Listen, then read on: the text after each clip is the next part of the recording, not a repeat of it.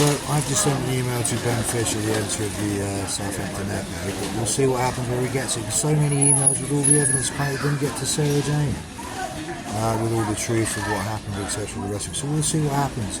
Like various emails didn't come through my free phone contract, etc. and the rest of which were sent. And various other emails haven't reached people, like Child Social Services, unless of course they're not doing their jobs, like Hampshire Constabulary, or Test Valley Council, who have breached human rights, like Handler of Child Social Services, and an idiot dipshit social worker called Daniel, who wrote such character defamation and rubbish in his child conference reports. It was unbelievable. And then apparently backed Sarah Jane by saying that she was entitled to drive whilst under the influence of cannabis with our daughter in the car, and that social services knew all about that.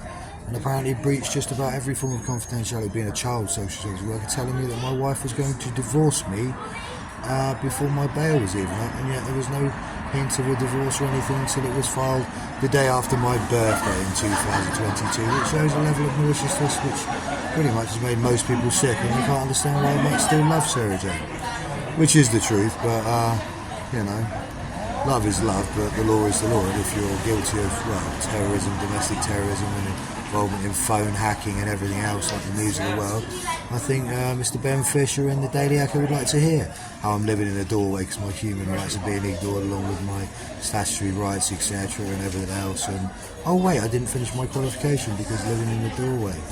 Because Test Valley, despite knowing the second part of my course for the 22nd of January, decided to cancel my booking 4 days after my navigator said, no problem Chris, we'll have you booked in to finish that course after I showed her evidence. Isn't it funny?